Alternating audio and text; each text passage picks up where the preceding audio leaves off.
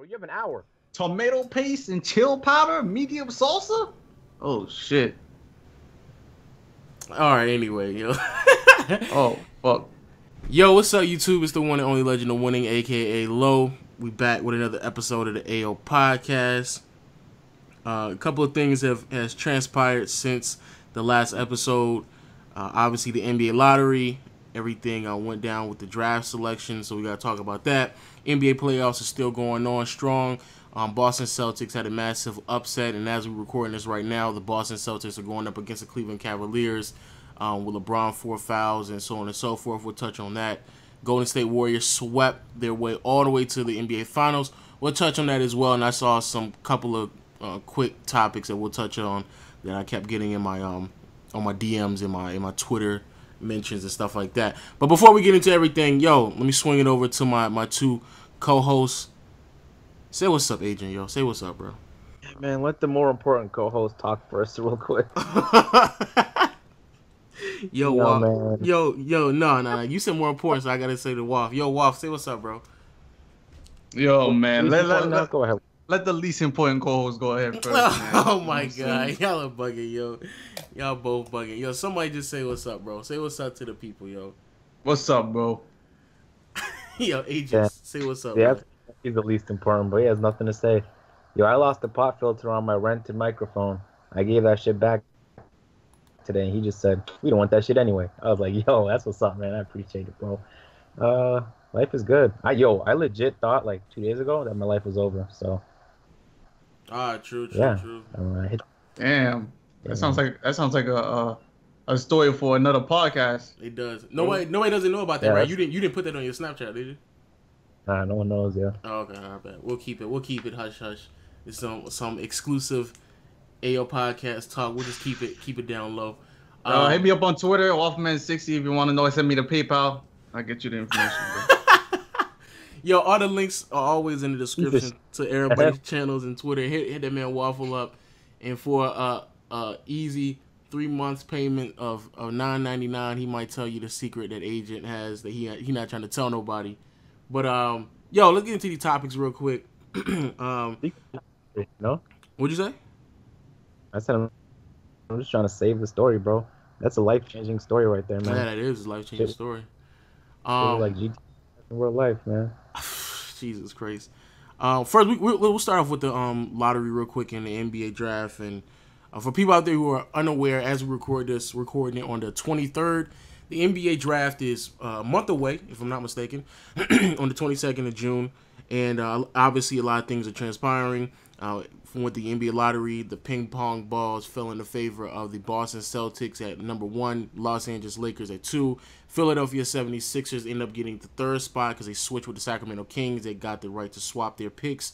And so on and so forth. I'm pretty sure everybody kind of knows, what's going on with the NBA lottery and the draft selections. I guess I'm going to ask this question, just humor the idea of the NBA lottery being rigged, because I think that's what everybody was saying. But winners and losers of the NBA lottery real quick, and you think it's rigged, or what do you think about your team? Because I know me and Waff, both of our team was in the lottery. So Waff, what do you think who do you think the Knicks should pick, and what do you think they should do moving forward with the lottery pick? I think the Knicks should pick if the Aaron Fox is available to get him. If not, I already know who they're gonna draft. They're gonna draft Frank Ntilikina. That's exactly who they're gonna draft. Or they might draft Dennis Smith, but I'm pretty sure the Knicks will draft Frank Ntilikina because that's who Phil Jackson's been watching. And Phil Jackson, ever since he came on the Knicks, all he wants to do is implement the triangle offense. And he's like, oh, look at this nigga. This man, it looks like he can win a triangle. So we're gonna go out and get someone else from overseas, bring him on, and we're gonna have, the French combo with the Latvian combo. We're gonna see how this triangle offense works again. So, I mean, it's whatever, man. I wouldn't mind the pick. It's just because some young talent on the Knicks. Again, I trust the Knicks picking draft picks because in the past, recently, it's been at least better than it was a few years ago. But it's whatever, man. I mean, the Knicks got an 8th pick, which kind of sucks, of course. So I'm assuming, of course, since the Kings moved up, they're gonna pick De'Aaron Fox. So we're gonna lose that pick. So again, history repeats itself. Unfortunate. True. Because I'm not gonna lie, if Fox falls that low, you just gotta pick Fox. There's no way around it. I don't know why. I mean, I understand the whole triangle offense thing, but if Fox falls that low, just pick Fox. I don't really care about no triangle offense. I think he's a great enough talent not to overlook him. And I'm looking at some people mock drafts, including mine. I do believe Fox may end up slipping a little bit because I think a lot of people are concerned about his lack of shooting ability. But Adrian, what do you think about the lottery? Anything you took away from it? I know your team isn't in the lottery. You were fortunate enough to root for an organization that has consistently made the playoffs over the past couple of years. So you probably weren't that much invested into it. But what do you think about the lottery? Who came out on top, and where do you think some of these top prospects are going to end up going? Yeah, I legit don't care. Like if you're not an NBA player, you're not important in my life. It's just the way it is, man. So I still think Ben Simmons is probably gonna win Rookie of the Year, man. See, I don't know any of these rookies. I just know Ben Simmons is a fucking phenom, so it would take a really good player to beat him out. I just wish Ben Simmons played this year. I think he stood a good chance. Definitely. That means there have been 2 Rookie of the Years on one team. Anyway, yeah, I'm gonna skip because there's no point in me talking. I don't know none of the players, and I don't care to know none of the players. They'll be known when they drop their first 20-point game. You know what I mean? Then they're gonna be on my radar at that point. True. I mean, I'm a Laker fan, so obviously I'm looking at Lonzo Ball. To be honest with people, though, I think Lonzo might actually be. Gotta be careful about Lonzo Ball. As we talking about this, Kyrie just rolled his ankle. Jesus, that was terrible. Or I might be a little behind, but yeah, Kyrie just rolled his ankle. But Lonzo Ball, obviously for the Lakers, that's what I'm rooting for. I still don't think he's a second best player in the draft, but I'm gonna do more research upon that and eventually make a video on my thoughts on Lonzo Ball in more detail because I don't want to be somebody else on YouTube just making an ill-informed video on Lonzo. But I don't know. Shout out to Magic for paying Adam Silver, making sure we kept that top 3 pick. Shout out to the Sacramento Kings moving up and the Philadelphia 76ers making moves. And massive, I don't know, people were like, I think obviously the massive L for the Brooklyn Nets. But obviously an L as well to the Phoenix Suns, who still might be able to get somebody of with a lot of potential. I think they might actually get Josh Jackson. So shout out to them as well. But it should be a deep draft. Hopefully when we get closer to the NBA draft itself, more information on some of these players come out, but fairly early, like Agent said. But let us know in the comment section what you think about the NBA lottery. Moving on though to the playoffs, more important conversation. So, like I just stated before, Boston Celtics and Cleveland Cavaliers are playing right now. However, last night swept through the entire Western Conference. Did the Golden State Warriors. Perfect regular season so far. The first team to start off with a record such as that. Fairly impressive what they've been doing. Obviously, the competition isn't as great as I think a lot of people expected to be in the beginning of the season, especially with Kawhi Leonard going down. However, looking at the Golden State Warriors, is there anything that either one of you all can draw from their postseason performance and hopefully come to some type of informed conclusion on where exactly or how exactly great they are in the postseason and what you can expect from them in NBA Finals? Agent, let me know what you think about them. I'm not gonna lie. I was trying to find out that Kyrie Irving situation this whole time. Apparently, he tweaked his ankle, but he's still in the game.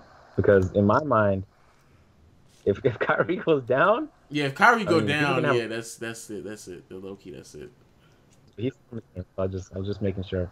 Because if he was out, then I'd really cry some tears. Because we didn't wait all this fucking year for a good playoff finals just so that one player could be injured and then it's lopsided. You know that's low key. That would be this will hands down be the worst season that we've seen in a while if either one of them got hurt. The season in the last decade.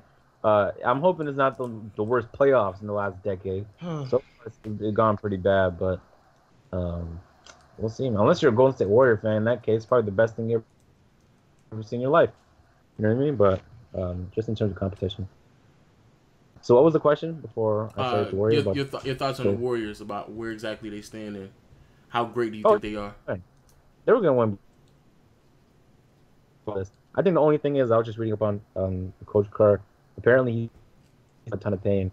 So even though like they have a decent amount of time before the final starts, probably not going to be coaching the finals. So he said he's going to be helping in any capacity he can. And they're going to worry about the future in the future. I don't think people are talking about it, but their coach isn't there. And they're still, I know like they have an incredible amount of talent and they probably don't. Am I the only one where you going? Yo, Waff, tell me if is he going in and out?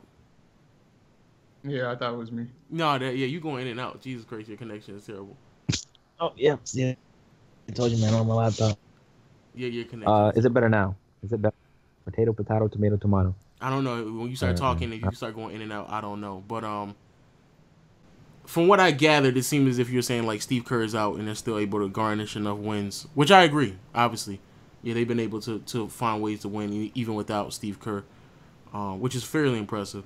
But and something, yeah, you're right. Nobody's not really talking about that. I don't know why. Mike Brown is not a good coach, so he shouldn't be able to just he shouldn't be able to coach them to this many wins. But yeah, still a really great team. Wolf, what do you think about the Warriors and where you think they're going to stand towards the end of the season or end of the postseason? They're going to stand with the NBA title because they've had pretty much an easy road to the finals. I mean, Portland, they didn't have Nurkic. Mm-hmm. That's him. Yeah, they didn't have Nurkic for the first couple of games, and he wasn't ready to go. And then you got McCollum and Lillard who don't play defense. And Portland, they lost to Portland last year anyway, so it's like a repeat. The Jazz were missing Rudy Gobert. He got hurt a little bit. And I think, didn't George Hill get hurt in the last 2 games? He was out in the last 2 games, so they didn't have George Hill. And it's like, well, another point guard goes down versus the Warriors. And then the Spurs, again, another injury. Zaza Pachulia with the little dirty play on Kawhi Leonard, slipping him up and messing up his ankle. The same ankle he actually injured. That shit was already injured. So yeah, it was the same ankle. Yeah. So this man got re-injured, and he was basically out in that game. That was a huge game right there because once Kawhi went out, that whole San Antonio offense was they just could not compete with the Warriors. No one to lock down KD, no one to check Curry. And it's like after that point, I mean, the Spurs were giving the Warriors business at that point. And then Kawhi Leonard goes out, and then the whole bench is like, oh, man. And they lost all their confidence after that. And then the Warriors took over. And once they came back and won that game, once you saw Steph Curry hit them threes, hit them shots, drop 40 on them, you're like, God damn, man, it's over. And then they won that series, too. They won that series easily. And, of course, the second best player of the Spurs, first of all, Pau Gasol is always coming off the bench anyways. But LaMarcus Aldridge fails to step up. You know, I mean, he only averaged 17 points per game this year, but you know, you expected some big minutes or big points from LaMarcus Aldridge being at least now he's going to be the primary scorer for the offense since Kawhi's out. But you know, you heard Popovich in the post game. He's like, they asked him the questions like, "Did you get what you want out of LaMarcus Aldridge?" And he said, "Sure." And he gave that look. You know, 8 points in the last game. Actually, he had 8 points twice in the series. I was about to say, yeah, LaMarcus Aldridge playing terrible. Jesus. Yeah, that man, he took a step down after last year. But I mean, this is definitely an easy path for the Warriors, especially since if you really take into account that they added Kevin Durant and you realize that it's like, because you gotta think about it like this. At the same time, these teams are losing their players. This team still has Kevin Durant. So there's no match for this team. There's just no match in the Western Conference for this team. Not even there's no match. There's just no match, man. It's unfair. True. Hey, Aiden, can you a little bit elaborate on your thoughts on where I guess really the NBA is at? Because I've been thinking and I looked at the entire league, and this is a question that has kind of popped up over the past couple of months of especially LeBron. In the weak Eastern Conference that he plays in. However, it's been more and more prevalent that more so the entire NBA is weak. Do you think that this could potentially lead into the narrative of being one of the worst eras of basketball? Because when I kind of step back, and I know that's probably a really bold statement, but when I step back, I really don't. Even San Antonio, a team I think that majority of people thought was quote unquote elite, LaMarcus Aldridge looked terrible, like Waffle said. Like he just didn't. He looked disengaged the entire series, and if you don't get him involved, it doesn't really seem like he's really giving 100% effort. And if that's your second best player on your team, I think that's a massive problem. Looking back at it now, But do you think this right here, this era of basketball where we stand right now, where it seems like the Cavaliers and the Warriors are a foregone conclusion, possibly for the next 2 to 3 years as well, do you think that it will lead into history not favoring this era of basketball? That was a long fucking question I heard in my life. My God. I don't know, man. I don't, like, to be honest, like, the more you think about it, like, they've had super teams for so long now. I feel like they keep getting better and better. Fucking KD, Curry, Clay. Yo, your internet is trash. Yo, you shit keep even more unfair. Yo, your internet is trash. You keep going in and out. Jesus Christ. All right, I'll back you right. I'll be back in like a minute, yeah. Jesus, man. Yo, but yeah, like you were saying, the Wuff, as he goes fixes internet. Jesus. Like you were saying though, yeah, I agree with you that the West, I don't know how it got to this point. I guess obviously players were getting older. Dirk got older.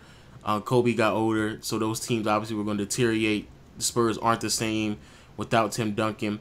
And then obviously Manu, as old as Manu was, he looked great and sometimes, but still wasn't the old Manu Ginobili. And then Tony Parker also suffered from injuries from getting older. I don't know. I look at the Western Conference and I just kind of stepped back and I realized it's strong. It's stronger than the East, but it's not as strong as it used to be. And I think that could lead into bigger problems down the road. Yo, you ready, Agent? You good? Yeah, man. You guys can get up and get on my computer, man. It's definitely going to be weaker. I think it's going to go. It might even be weaker in the next coming years. Because Kevin Durant just said he's not leaving the Warriors, right? He's not, even if they win or lose, he's not leaving that team next season. So yeah, that's what he said. Yeah. That puts the ball court back in Chris Paul's hands. See where he goes. See where Gordon Hayward goes. Because if Gordon Hayward goes to the Celtics, man, damn, that eliminates the Jazz. If they're gonna beat Kevin Durant and the Warriors, they still can't beat the Warriors or the Cavs, even with Hayward. Just like everyone said, Horford. Now they have Hayward. Tomorrow they're gonna have Kyle Lowry or the next fucking 80 overall player. Unless you have a top 5 player, hopefully top 3, you're not winning. And all the fucking top 5 players are playing on the same teams. Or they're on a team by themselves, which doesn't make any. Which I think they can't get help. I think that's the most frustrating thing is that like either the top 5 to top 10 players are on a team with one another, or they're on a team by themselves. So we can't even really see them play at a championship level because they're trying to carry organizations. And I think that narrative has to be killed as well. Like this idea that you got to stay loyal to a team because you're trying to compete. Like I don't get that. We're at a point right now where, man, people are just leaving teams left and right and forming these super teams. So it would be crazy if Russell Westbrook stays in OKC. Like it just wouldn't make any sense at all. Where's he gonna go? Spurs? I don't understand why not just go to the Pelicans with Anthony Davis. Like why not go to the team, or why not try to bring people to the organization? I don't. That's a lot of money right there. Shit. I mean, yeah, I don't think they would keep DeMarcus. Obviously, let go of DeMarcus, but a team with Anthony Davis and Russell Westbrook, I think that's just better for the NBA to compete at a certain level. Yeah, Anthony Davis on the Thunder, low key. But yeah, the Pelicans would have to trade him. I think people forget that Russell Westbrook he didn't sign an extension. He didn't sign an extension really. I mean, he signed an extra year or two, but he like next year potentially could be his last year on the Thunder, and I don't think a lot of people realize that. And unless the Thunder make some massive moves, which I don't really think they are. Like, he could potentially just leave the team. And I don't know where he would go because he hasn't really alluded to him looking forward to free agency. But I don't know. I just think as I look back at it, man, this might literally be the weakest era of basketball, man. This might be a 10-year stretch where nine out of the 10 years. Not that it's the weakest. It's just that the talent is concentrated on like the same 3 or 4 teams, man. All of them.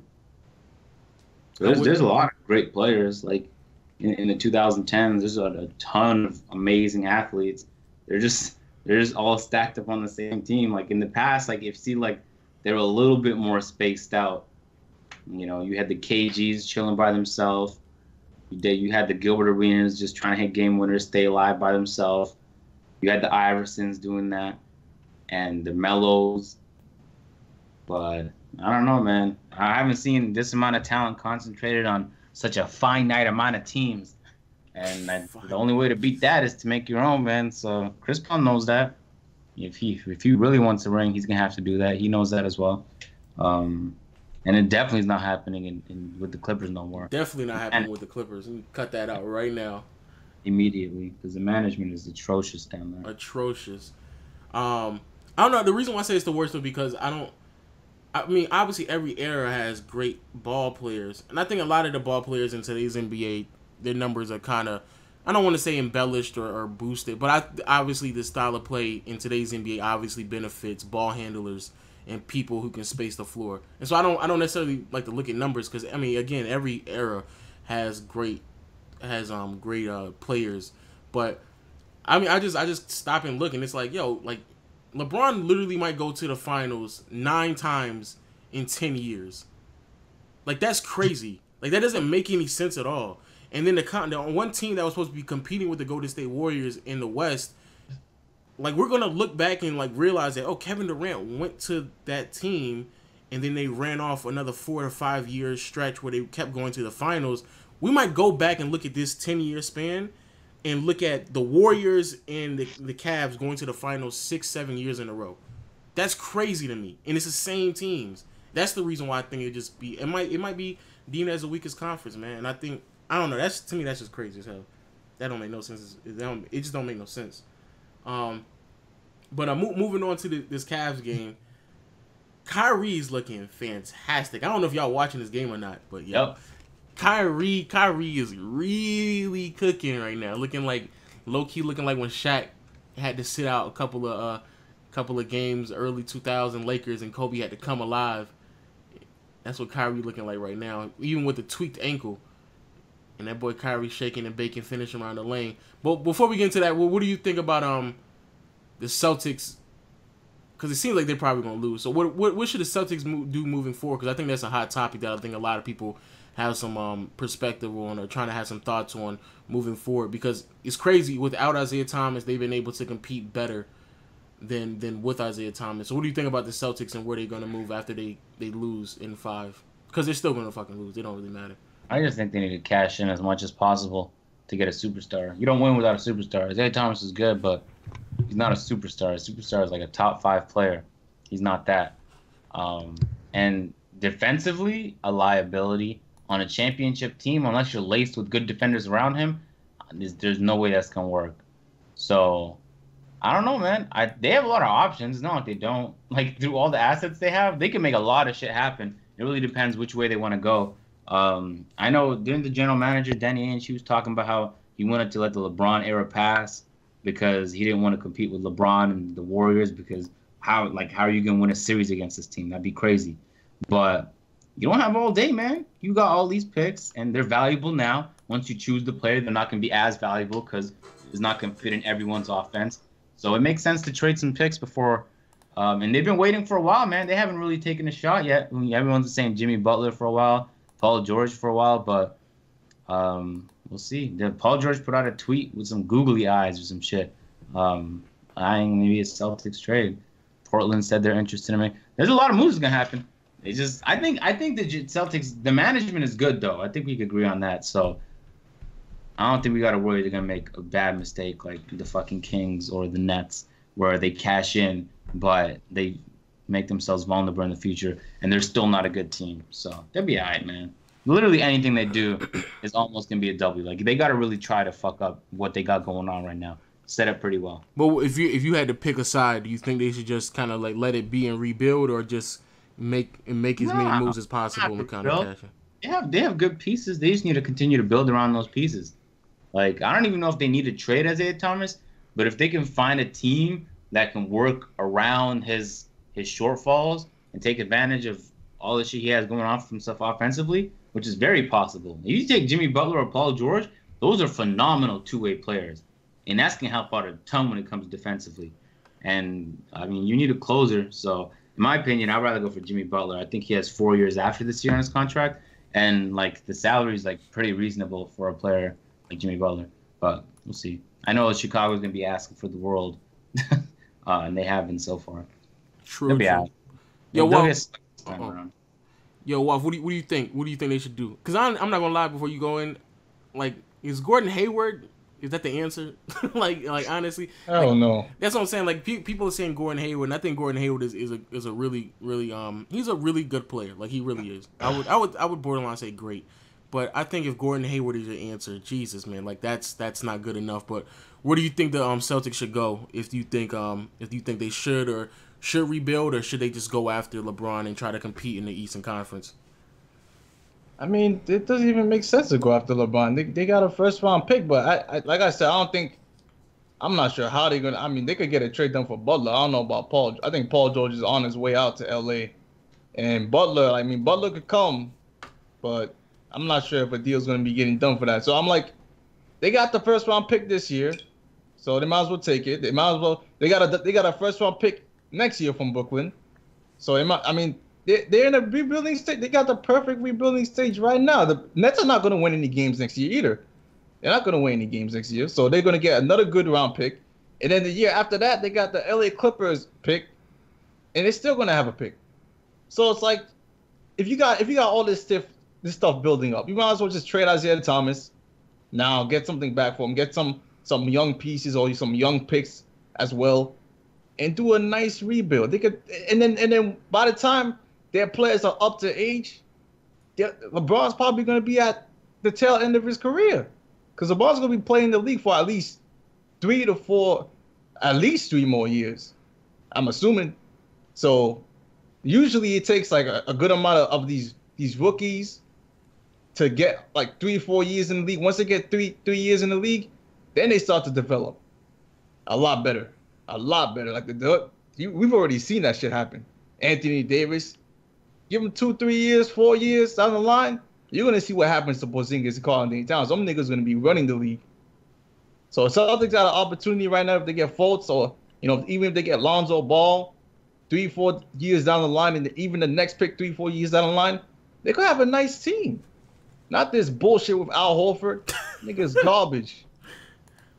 True. I've heard that argument. Lo, are you going to allow Al Horford slander on this podcast, man? Stop, man. Yo, are you gonna allow that, bro? Yo, he been playing pretty solid as of late, so I'll be trying to let Al Horford slide. He's obviously still not worth the ridiculous amount of money that he's making. Are you disrespecting Al Horford right now? Yo, the great Al Horford, man, he been doing solid. But you know what's crazy? Well, I've heard that argument pretty consistently, and I just feel like if and I don't necessarily agree that you should just kind of fold in and just allow LeBron to just keep going on this run that he's been able to just tear through this weak Eastern Conference.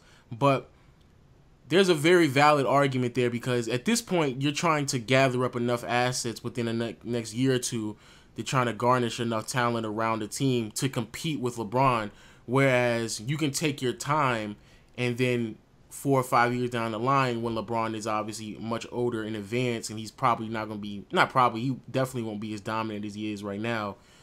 Then you take advantage of the competition. But at that point, 5 years down the line, to be honest with people, I've been thinking about this. 5 years down the line, and I don't think the NBA is going to be as weak as it is right now. Like 5 years down the line, you're going to have the Sixers, you're going to have the Bucks, the Lakers, the Timberwolves. You're potentially going to have the New York Knicks, depending on what they do and obviously how they're able to build around Porzingis. And there's going to be other great teams that should be able to elevate to a certain elite standard, and you're going to have to compete with them. So if you are going to compete with them, then I think you have much more time to prepare for that wave of talent than trying to compete with this team. Because if the Celtics answer is getting Gordon Hayward, like again, no disrespect to Gordon Hayward, but Jesus, man, that's not really an answer. That's not a legit answer. It's just not. And if that's the one answer that Celtics fans have, I disagree with it. And I've said before, man, trade Isaiah Thomas because I don't think he's a great enough player to really. He can't be your first option offensively. Like he can't. He just can't. There's no way around it. And as we clearly see them playing right now, they look much better as they're passing the ball around than they are when it's a ball dominant guard. Because I think that's what obviously the weakness of the Cavaliers is trying to exploit them defensively because they really don't communicate that well all the time. But I think the Celtics should move on. And I guess moving on to the last topic. Not last topic, but I mean, if you want to talk about something else, we can. But the one question I keep getting, and they want to hear y'all two opinion on this as well, because obviously y'all don't make basketball videos. What are y'all thoughts on LeBron James, his legacy? Where does he stand right now? Do you think the Eastern Conference is weak, and has he benefited greatly from that? Where do you think LeBron James stands in the conversation between him and Michael Jordan? And I think people want to hear y'all takes on that, because they hear me about that all the time, and I keep getting questions about that. So, Waff, what do you think about LeBron, bro? Where you rating LeBron? Where do you think he's at right now? I mean, he's definitely top 5 in my opinion, but he's not. I don't think he's going to be touching Michael Jordan. It's just not happening. I mean, even when I saw the last game, I understand LeBron had a bad game. You know, everyone has bad games, but I was watching that game. I'm like, damn, LeBron, get angry, turn into the Hulk, do something. Like, you can't let this Celtics team without Isaiah Thomas come in at your home, because you gotta remember, the Cavs are not. It's not like they're a great. Of course, in the playoffs right now, they're winning the road games, but it's not like they were a great road team in the regular season. They only won 21 games on the road. And they're going to have to play the Warriors on their home turf first. So to win those games, that's just going to be tough with Kevin Durant. So it's like LeBron James, you can't afford to be losing games at home and come up small like that at home, especially when he's been hot like that. And then this year, I understand, the Warriors are stacked. So, I mean, to even catch up to Jordan, he's going to have to at least win another finals. And I don't think he's going to win another finals, at least not against the Warriors. I think the Warriors, they're going to fucking sweep the Cavs, man. This is the worst thing that's going to happen to the NBA season. We're going to get to the finals. Everyone's going to be waiting for the finals, and this is going to be a demolition. I ain't going to lie, yo. I think it's going to be like that, too. I think the Cavs may be able to squeak out 1, maybe 2, but the 4 wins that the Warriors get, they will be blowout wins. Like, I don't even think it'll be close. But Agent, what do you think about LeBron, his legacy, where he stands? Does he benefit from the weak Eastern Conference? Do you even think the Eastern Conference is weak, man? He does, 100%. I don't even think he's top 5 yet, man. Whoa. He's cruising to the finals every fucking year, man. Every year. So I just want to see him play some comp until the finals. He's rested every time up until the finals because he's sweeping all these other teams, beating them in 5 games. If they get really lucky, 6 games. And he's finding himself in the finals. He's an amazing player, but, yo, if you want legacy, like, I mean, it's the era of super teams, but, like, they're going to have to prove it this year. If LeBron's top 5, he's going to beat the Warriors this year. And now that they have KD on their team, I mean, he added some improvements. They got, like, Darren Williams in that bitch now because he said the team needed a playmaker. He was complaining about to start the year, and Williams been playing amazing. Kyrie has 40 points right now, shooting 70%. Kyrie looking phenomenal, like phenomenal. It's ridiculous what he's doing.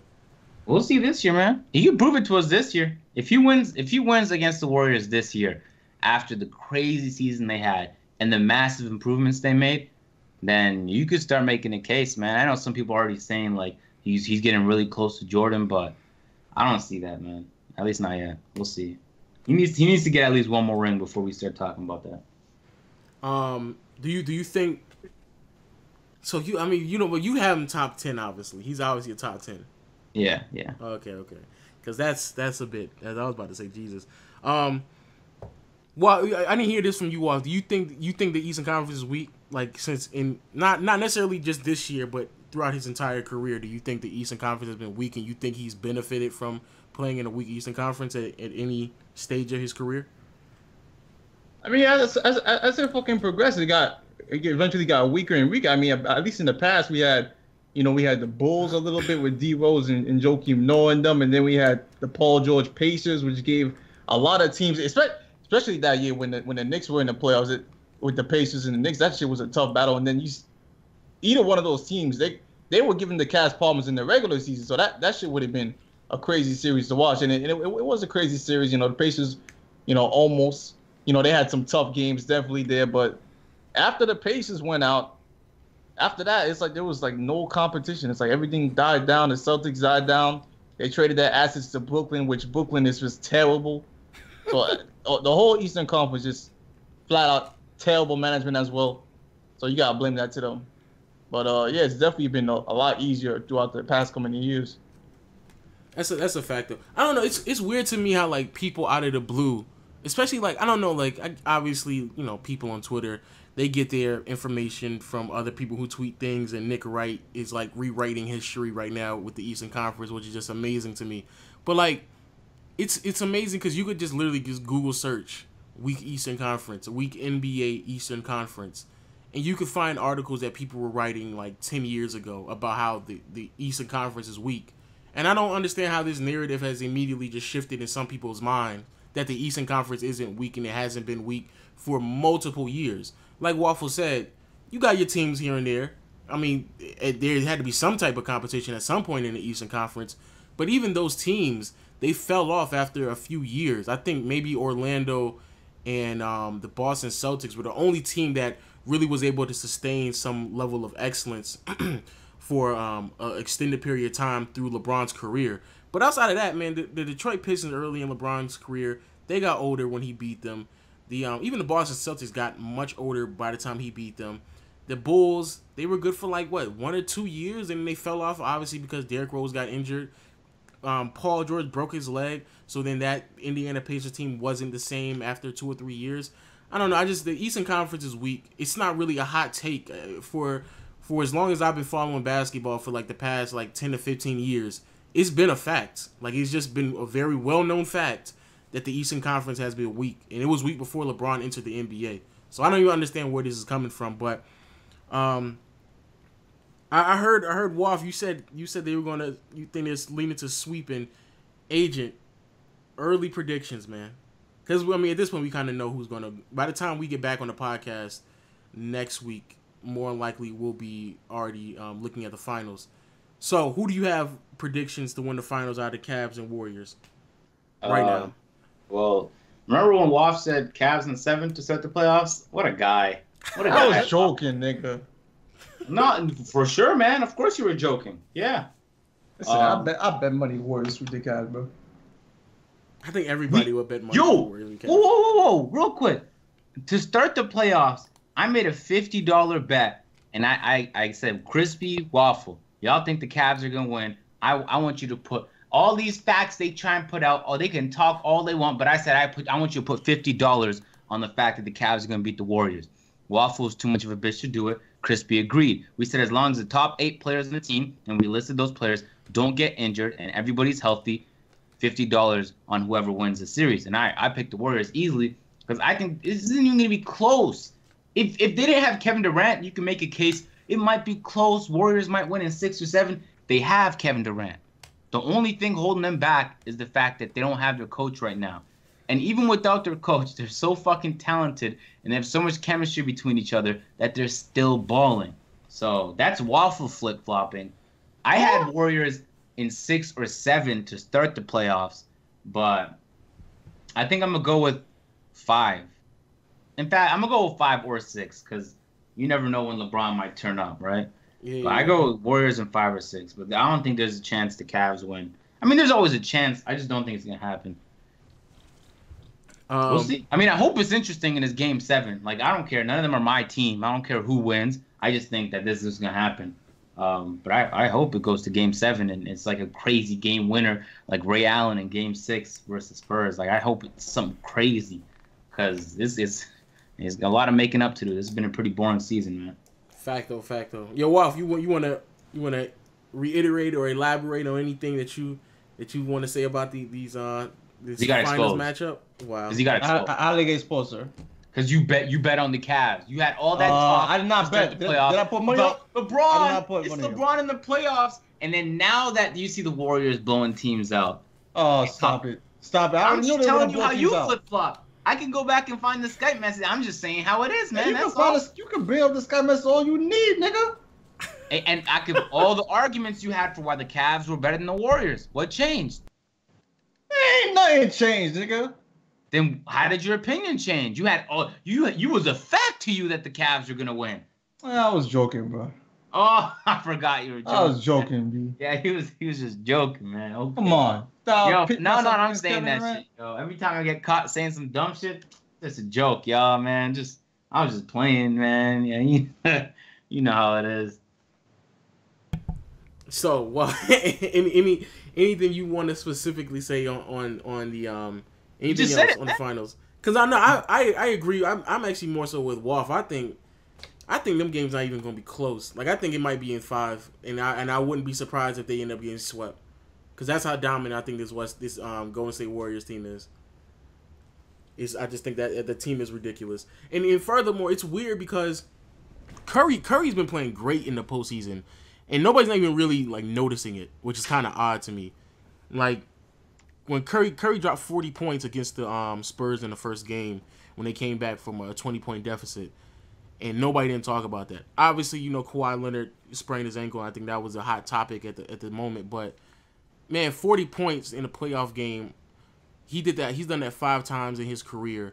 Only 22 players in NBA history have been able to accomplish that, and that list does not include players like Carmelo Anthony, Alex English, and a bunch of other great scorers. Tim Duncan also. So I mean, like he's having a phenomenal postseason, but nobody's not even referring to it. And I think we're getting to a point where we're just expecting excellence from the Warriors so much so that we overlook their greatness because. Honestly, Curry doesn't really win in this. I don't think Curry wins in this finals. If Kevin Durant's going to win his first championship, if they win, Klay and Klay Thompson and Draymond Green, I guess winning championships will validate their purpose on the team and hopefully eventually get them to the Hall of Fame. But Curry, if they win, everybody's just going to say Curry had to put Kevin Durant on the team to beat LeBron. Like, everything is so centric around LeBron right now. Even if they win, they'll just say Curry had to put Kevin Durant on the team so he can beat LeBron. That will be the argument. And if they lose, people gonna kill Curry. Which is, I don't know. I guess I understand it, but I don't know. It's just weird to me how nobody's not even talking about Curry right now. Because we spent the entire last 2 seasons just on that man Curry's dick, and now all of a sudden everybody's so immune to his great play that everybody want to act like he's not playing great. It's weird. I don't know, but. Yeah, man, I got the Warriors. I got the Warriors in 5, and they might sweep them. Yeah. And people really. Cavs pretty much won Game 4, 3-1. Yeah, and everybody's then going to realize because if the Warriors sweep, wouldn't that not make this like the worst NBA season? It already is. They're going to do something crazy to make it not that. Because there's a lot of good NBA seasons. This is not one of them. All right, man.